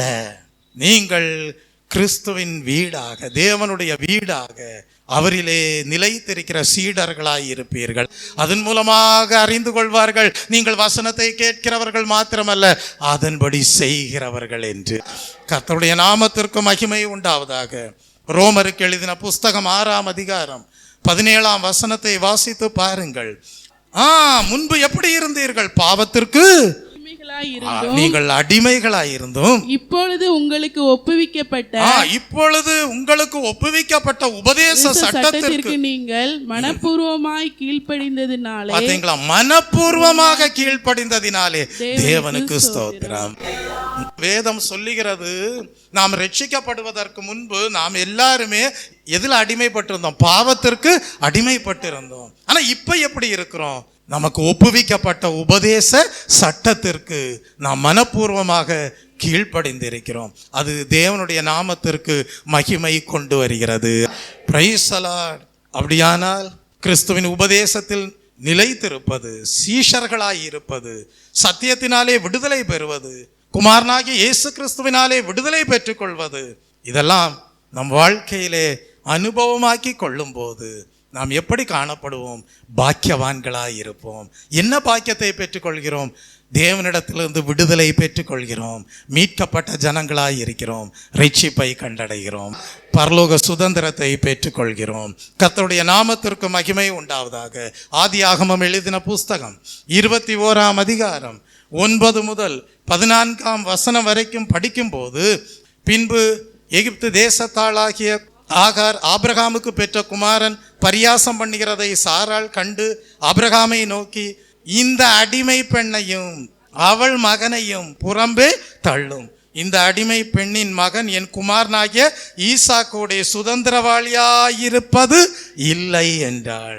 தன் மகனை குறித்து சொல்லப்பட்ட இந்த காரியம் ஆபிரகாமுக்கு மிகவும் துக்கமாய் இருந்தது. அப்பொழுது தேவன் ஆபிரகாமை நோக்கி, அந்த பிள்ளையும் உன் அடிமை பெண்ணையும் குறித்து சொல்லப்பட்டது உனக்கு துக்கமாய் இருக்க வேண்டாம், ஈசாக்கினிடத்தில் உன் சந்ததி விளங்கும், ஆதலால் சாராள் உனக்கு சொல்வதை எல்லாவற்றையும் கேள் என்று குறிப்பிடுவதை நாம் படிக்கிறோம். அடிமை பெண்ணின் மகனும் உன் வித்தாய் இருக்கிறபடியால் அவனையும் ஒரு ஜாதியாக்குவேன் என்றார். ஆபிரகாம் அதிகாலையிலே எழுந்து அப்பத்தையும் ஒரு துருத்தி தண்ணீரையும் எடுத்து ஆகாருடைய தோளின் மேல் வைத்து பிள்ளையும் ஒப்பு கொடுத்து அவளை அனுப்பிவிட்டான். அவள் புறப்பட்டு போய் பெயர்ஷபாவின் வனாந்திரத்திலே அலைந்து திரிந்தாள். தெய்வ பிள்ளையே, நீங்கள் அடிமைகள் அல்ல, நீங்கள் விடுதலையாக்கப்பட்டவர்கள், நீங்கள் சுதந்திரவாளிகள், நீங்கள் புறம்பே தள்ளப்பட்டவர்கள் அல்ல. எப்படி தேவனுடைய பிரமாணங்கள் விடுதலையை கொண்டு வருகிறது என்பதை பழைய ஏற்பாட்டின் காலத்திலே வாழ்ந்த பரிசுத்தவான்கள் மாத்திரமல்ல அறிந்திருந்தது, இந்த புதிய ஏற்பாட்டின் காலத்திலே நாம் அதை அறிந்து என்ன செய்ய வேண்டும் என்றால், தேவனுடைய வார்த்தைகள் மட்டும்தான் விடுதலையை கொண்டு வரும் என்பதை அனுபவமாக்கி தேவனுடைய சுதந்திரத்திற்கு பங்குள்ளவர்களாக காணப்பட வேண்டும். கர்த்தருடைய நாமத்திற்கு மகிமை உண்டாவதாக. ரோமருக்கு எழுதின புஸ்தகம் 3ஆம் அதிகாரம் 31ஆம் வசனத்தை வாசியுங்கள்.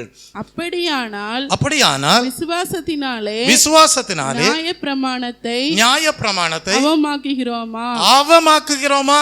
அப்படி அல்ல. நியாயப்பிரமாணத்தை நிலைநிறுத்துகிறோம். நியாயப்பிரமாணத்தை என்ன செய்கிறோம்? நிலைநிறுத்துகிறோம். அதெல்லாம் பழைய ஏற்பாடு பாஸ்டர் அப்படின்னு நீங்க சொல்லி என்ன செஞ்சிடக்கூடாது? மாரல் லாஸை கை கொள்ளாமல் போயிடக்கூடாது. நாமும் என்ன செய்கிறோம் என்றால் அந்த நியாய பிரமாணத்தை நிறைவேற்றுகிறவர்களாய் இருக்கிறோம். Praise the Lord. இயேசு கிறிஸ்து நியாய பிரமாணத்தை நிறைவேற்றுகிறவராக காணப்பட்டார். அதே ரோமர் 8ஆம் அதிகாரம் 4ஆம் வசனத்தை வாசித்து பாருங்கள். மாம்சத்தின்படி இனி நடவாமல் ஆவியின்படி நடக்கிற நம்மிடத்தில் நியாயப்பிரமாணத்தின் நீதி நிறைவேறும்படிக்கே அப்படி செய்தார். அவன் நீங்க தேவனுடைய நியாயப்பிரமாணத்துல கர்த்தரை குறித்து சொல்லி இருக்கிற காரியங்கள், கர்த்தர் உரைத்த வார்த்தைகள், அதையெல்லாம் நீங்க கடைபிடிக்கும் போது அது உங்கள் வாழ்க்கையிலே விடுதலையை கொண்டு வரும். நீங்கள் பாவத்திற்கு அடிமைகளாக காணப்பட மாட்டீர்கள். அது உண்மையாகவே சுயாதீன பிரமாணமாக உங்கள் வாழ்க்கையிலே கிரியை செய்திருக்கும். அது பூரண பிரமாணமாக உங்கள் வாழ்க்கையிலே பூரண மீட்பை கொண்டு வரக்கூடியதாய் இருக்கும்.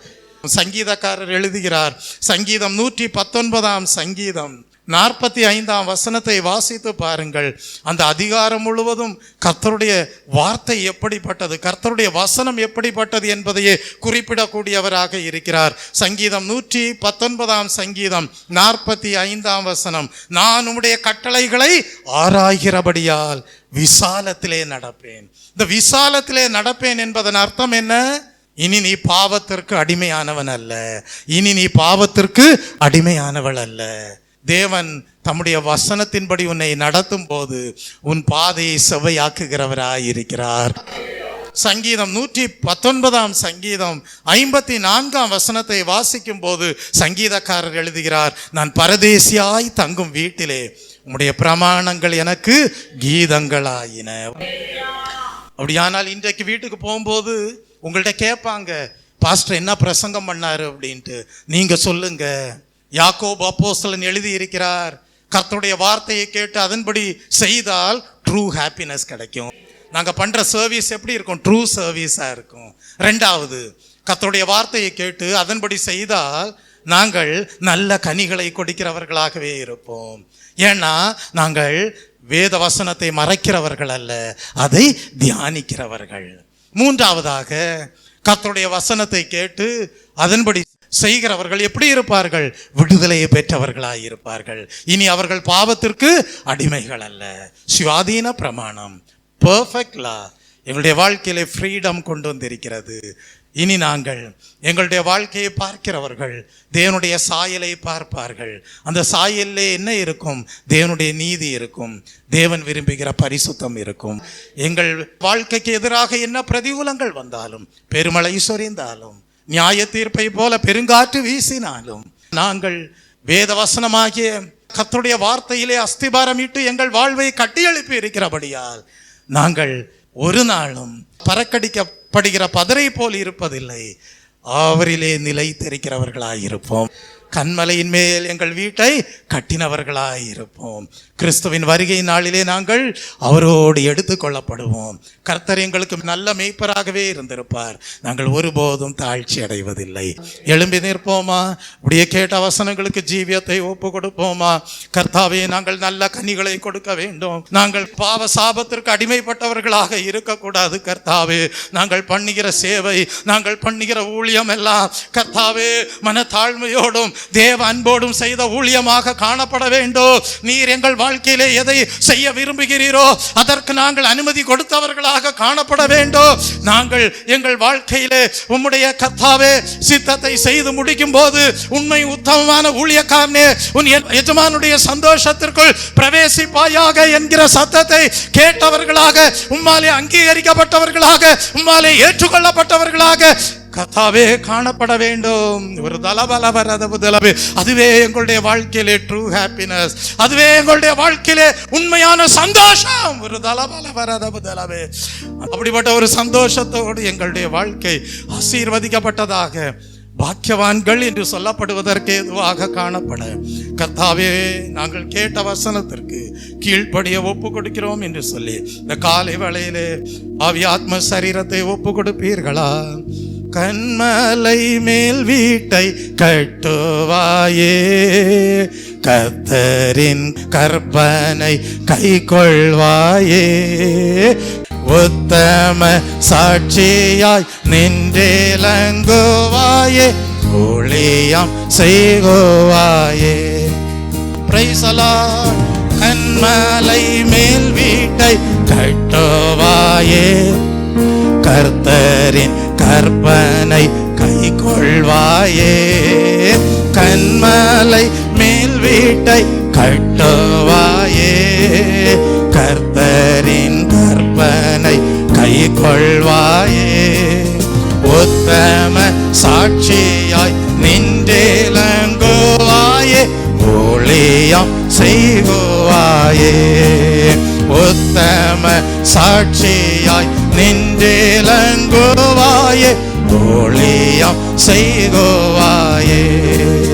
தேவ சமாதானம் கிருபையே, தேவ சந்தோஷமும் நிறைவாயே, தேவாசீர்வாதங்கள் தங்கிடவே, தேவன் அருள் இவரே, தேவாசீர்வாதங்கள் தங்கிடவே, தேவன் அருள் இவரே. கேட்ட சத்தியத்திற்கு ஒப்பு கொடுத்திருக்கிற ஒவ்வொருவரையும் தேவன் இந்த காலை வேளையிலே ஆசீர்வதிக்கிற தயவுக்காக தேவனை ஸ்தோத்தரிப்போம். ஸ்தோத்திரம், ஸ்தோத்திரம். நீங்கள் எல்லாரும் கேட்கிறவர்களும் செய்கிறவர்களுமாய் இருக்கிறீர்கள். Praise the Lord. தேவன் அப்படியே ஆசீர்வதிக்கிற தயவுக்காக தேவனை ஸ்தோத்தரிப்போம். ஸ்தோத்திரம், ஸ்தோத்திரம், ஸ்தோத்திரம். ஜெபிப்போம். பரிசுத்தம் இறக்க நிறைந்த ஆண்டு, அருமையான ஆண்டவரே, இந்த மனமகிழ்ச்சி நாளுக்காக நமக்கு நன்றி செலுத்துகிறோம். இந்த மனமகிழ்ச்சி நாளிலும் ஆண்டவரே, நாங்கள் கேட்கிறவர்களாய் மாத்திரமல்ல ஆண்டவரே, அதன்படி செய்கிறவர்களாய் இருக்க வேண்டும் என்று சொல்லி இந்த நாளிலே கர்த்தர் நீர் எங்களுக்கு கற்றுக் கொடுத்த எல்லா ஆலோசனைகளுக்காக நன்றி செலுத்துகிறோம்.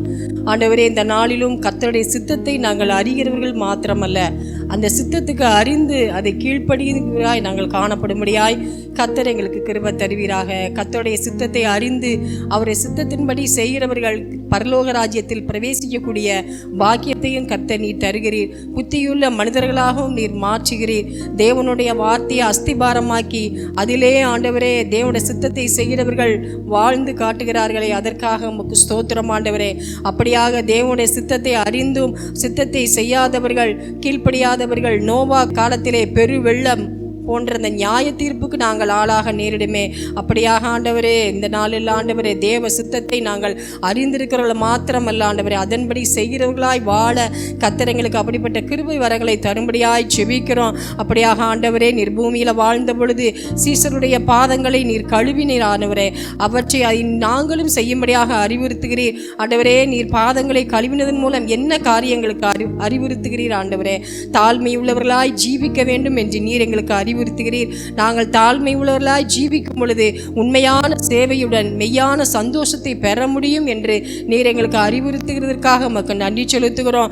அப்படியாக ஆண்டவரே நீர் பாதம் கழுவுற அந்த காரியத்தின் மூலம் தேவ பணிக்கு ஆண்டவரே உம்மை ஒப்புவித்தீர். அதே போல நாங்களும் ஆண்டவரே தேவ பணிக்கு எங்களை ஒப்புவிக்க கிருபை தருவீராக. அப்படியாக ஆண்டவரே பாதம் கழுவுற ஆண்டவரே அந்த காரியத்தில் நீர் ஆண்டவரே தேவன் செய்ய நினைக்கிறதை நீர் எங்கள் வாழ்வில் என்ன செய்ய நினைக்கிறீரோ அதுக்கு நாங்கள் அர்ப்பணிக்கிறவர்களாய் அந்த காரியத்தை செய்ய நாங்கள் அனுமதிக்கிறவர்களாய் காணப்படும்படியாய் கர்த்தர் அப்படிப்பட்ட கிருபைகளை எங்களுக்கு தரும்படியாய் ஜெபிக்கிறோம். ஆண்டவரே பாதம் கழுவுற அந்த காரியங்களிலே உம்முடைய வாழ்க்கை மரணம் ஆண்டவரே இவற்றை நீர் வெளிப்படுத்துகிறீர். அவற்றின் மூலமாக அது சுத்திகரிப்பை எங்களுக்கு கொண்டு வருகிறதே ஆண்டவரே. அப்படியாக அந்த காரியத்தை நாங்கள் செய்வதன் மூலம் எங்களுக்கு சுத்திகரிப்பு ஆண்டவரே கிடைக்கிறது. அந்த சுத்திகரிப்பை கொண்டு நாங்கள் ஆண்டவரே இந்த சுத்திகரிப்பின் கிரியைகள் மூலமாக பிறரிடத்துக்கு கொண்டு செல்லக்கூடிய கிருபையை தருகிறீரே, அதற்காக உமக்கு நன்றி செலுத்துகிறோம். அப்படியாக ஆண்டவரே தேவனுடைய நியாய பிரமாணத்தை கேட்கிறவர்களாய் மாத்திரமல்ல அதன்படி செய்யும் பொழுது நாங்கள் நீதிமான்களாக்கப்படுகிறோம் என்பதற்காக உமக்கு நன்றி செலுத்துகிறோம் ஆண்டவரே. நியாய பிரமாணத்தின்படி நாங்கள் செய்யும் பொழுது ஆண்டவரே நியாய தீர்ப்பின் நாளிலே நாங்கள் நிலை நிற்கிறவர்களாக காணப்பட முடியுமே. அப்படியாக நாங்கள் ஆண்டவரே நியாய பிரமாணத்தை கை கொள்கிறவர்களாக காணப்படும்படியாய் கர்த்தர் கிருபை தருவீராக. ஆண்டவரே வேத வசனமாய கண்ணாடியில எங்களுடைய வாழ்க்கையை நாங்கள் தற்பரிசோதனை செய்து ஆண்டவரே அதன் மூலம் நல்ல கனிகளை நாங்கள் கொடுக்கிறவர்களாய் கர்த்தர் எங்களை மாற்றும்படியாய் ஜெபிக்கிறோம் ஆண்டவரே. வேத வசனத்துக்கு எங்களை ஒப்பு கொடுத்து வசனம் என்ன சொல்லுகிறதோ அதன்படி எங்களுடைய வாழ்க்கையை நாங்கள் கட்ட அதன் மூலமாக ஆவியின் அபிஷேகத்தை ஆண்டவரே எங்களுக்கு பெற்று தருகிறீர். அதற்காக நன்றி ஆண்டவரே. அப்பா வேத வசனத்தின்படி வாழும் பொழுது ட்ரூ ஹாப்பினஸ் எங்களுக்கு கிடைக்கிறதே, அதற்காக நன்றி ஆண்டவரே. உமக்கு ஸ்தோத்திரம் ஸ்தோத்திரம் ஆண்டவரே. வசனத்தை ஆண்டவரே தியானிக்கிறவர்கள் அவர்கள் பாக்கியவான்களா இருப்பார்கள் என்று சொல்லப்பட்ட விதமாக நாங்கள் வசனத்தை ஆண்டவரே வாசிக்க தகப்பனை தியானிக்கிறவர்களாக அந்த வசனத்தை மறக்காதவர்களாக நாங்கள் பாக்கியவான்களாய் மாற கர்த்தர் எங்களுக்கு கிருபை தருவீராக. வேத வசனத்தை ஆண்டவரே மறந்து விடாதபடி இரவு பகல் ஆண்டவரே நாங்கள் தியானம் பண்ண கிருபை தாங்க ஆண்டவரே. வெறும் வாசிக்கிறவர்களாய் இருந்து மதிகேடனாய் நாங்கள் மாறாதபடிக்கு வார்த்தைக்கு ஏற்றபடியாக எங்களுடைய வாழ்க்கையை மாற்றிக்கொள்ள ஆண்டவரே கர்த்தர் எங்களுக்கு கிருபை தரும்படியாய் ஜெபிக்கிறோம் ஆண்டவரே.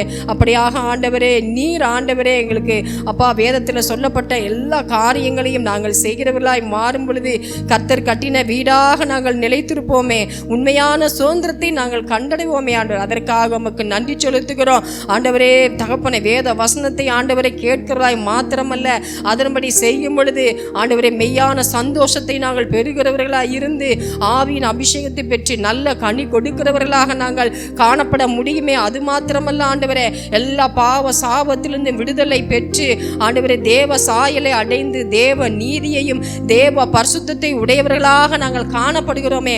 அதற்காக உமக்கு நன்றி செலுத்துகிறோம். இந்த நாளிலே கொடுத்த எல்லா ஆலோசனைகளுக்காய் நன்றி செலுத்துகிறோம் ஆண்டவரே. உம்மிடத்திலிருந்து புறப்பட்டு வந்த இந்த ஆலோசனைகளை சிறிய கூட்டத்தாராகிய நாங்கள் ஆண்டவரே எங்கள் சபை மக்கள் ஒவ்வொருவரும் ஆண்டவரே கை கொள்ளும்படியாய் அப்படிப்பட்ட இருதயத்தை எங்களுக்கு தந்தரும்படியாய் செபிக்கிறோம் ஆண்டவரே. வசனத்தை கேட்கிறது மாத்திரமல்ல அதன்படி செய்யும் பொழுது இவ்வளவு ஆசீர்வாதங்களை கர்த்தர் இந்த நாள் எங்களுக்கு விலக்கி காண்பித்த தயவுக்காய் ஸ்தோத்திரம். இந்த நாளிலும் ஆண்டவரே எங்களுடைய சபையாரை உம்முடைய கரத்தில் ஒப்பு கொடுக்கிறோம் ஆண்டவரே. இனி வருகிற நாட்களில் ஆண்டவரே வசனத்தின்படி நாங்கள் வாழ எங்களை அர்ப்பணிக்கிறோம் ஆண்டவரே. எங்களை ஆசீர்வதியும். எங்களுடைய சிறியோர் பெரியோர் வாலிபர்கள் எல்லாரையும் உடைய கரத்தில் ஒப்பு கொடுக்கிறோம். வசனத்தின்படி வாழுகிற சபையாய் கர்த்தர் எங்களை மாற்ற வேண்டும் என்று ஆண்டவரே உம்முடைய கரங்களை தாழ்த்தி ஒப்பு கொடுக்கிறோம். அப்படியாக இந்த வேத வசனத்தை ஆண்டவரே அருமையாய் தகப்பனை எங்களுக்கு கொடுத்த எங்கள் போதகரை உடைய கரத்தில் ஒப்பு கொடுக்கிறோம். கர்த்தர் அவரை ஆசீர்வதித்து இன்னும் ஆண்டவரை தகப்பனை உடைய வல்லமை வரங்களினால் நிரப்பி அநேகருக்கு பிரயோஜனம் உள்ள பாத்திரமாய் கர்த்தர் ஆசீர்வதிப்பீராக. அப்படியே ஆண்டவரை எங்கள் சிஸ்டரையும் பிள்ளைகளையும் ஊழியர் செய்கிற ஒவ்வொரு சகோதரிகளையும் உடைய கரத்தில் ஒப்பு கொடுக்கிறோம். கர்த்தருடைய நன்மையும் கிருபையும் என்னால் எங்களை தொடர்ந்து வரப்போற தயவுக்காய் ஸ்தோத்திரம். உடைய கரங்களை தாழ்த்தி ஒப்பு கொடுக்கிறோம். பொறுப்படுத்திக் கொள்ளும் இயேசுவின் நாமத்தில் ஜெபம் கேளு ஜீவன்ல நல்ல பிதாவே, ஆமென். கர்த்தர் ஜெபத்தை கேட்ட தயவுக்காக தேவனை ஸ்தோத்தரிப்போம். ஸ்தோத்திரம் ஸ்தோத்திரம் ஸ்தோத்திரம். என் ஆத்துமாவே கர்த்தரை ஸ்தோத்தரி, என் முழு உள்ளமே பரிசுத்த நாமத்தை ஸ்தோத்தரி. என் ஆத்துமாவே கர்த்தரை ஸ்தோத்தரி, அவர் செய்த சகல உபகாரங்களையும் மறவாதே. ஆமென். நம்முடைய கர்த்தராகிய இயேசு கிறிஸ்துவுடைய கிருபையும் பிதாவாகிய தேவனுடைய அன்பும் பரிசுத்த ஆவியானவருடைய அந்யோன்ய ஐக்கியமும் இன்றும் என்றும் சதா காலங்களிலும் நம் அனைவரோடும் நம்முடைய குடும்பங்களோடும் சபையாரோடும் இருப்பதாக. ஆமென். தேவன் என் அடைக்கலமே, என் கோட்டையும் அரணும் அவர் சத்தியம் பரிசயம் கேடகமாம் என் நம்பிக்கையும் அவரே. அவர் சத்தியம் பரிசயம் கேடகமாம் என் நம்பிக்கையும் அவரே. அவர் சட்டையின் கீழ் அடைக்கலம் போகவே சிறகுகளால் ஓடுவார். அவர் சட்டையின் கீழ் அடைக்கலம் போகவே சிறகுகளால் ஓடுவார். ஹல்லேலூயா ஹல்லேலூயா ஹல்லேலூயா ஹல்லேலூயா ஹல்லேலூயா ஹல்லேலூயா ஹல்லேலூயா ஹல்லேலூயா ஹல்லேலூயா ஹல்லேலூயா ஹல்லேலூயா ஹல்லேலூயா ஹல்லேலூயா ஹல்லேலூயா ஹல்லேலூயா ஹல்லேலூயா.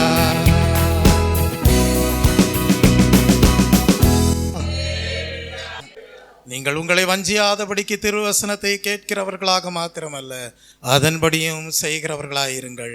அப்பொழுது பாக்கியவான்களாய் இருப்பீர்கள். உங்களுக்கு உண்மையான சந்தோஷம் உங்கள் வாழ்க்கையிலே உண்டாயிருக்கும். நல்ல கனிகளை நிறைவாய் கொடுக்கிறவர்களாய் இருப்பீர்கள். உங்கள் வாழ்க்கையிலே மெய்யான விடுதலையை அனுபவமாக்கி கொண்டவர்களாய் இருப்பீர்கள். அப்படியே தேவன் உங்களை ஆசீர்வதிப்பாராக. ஆமென்.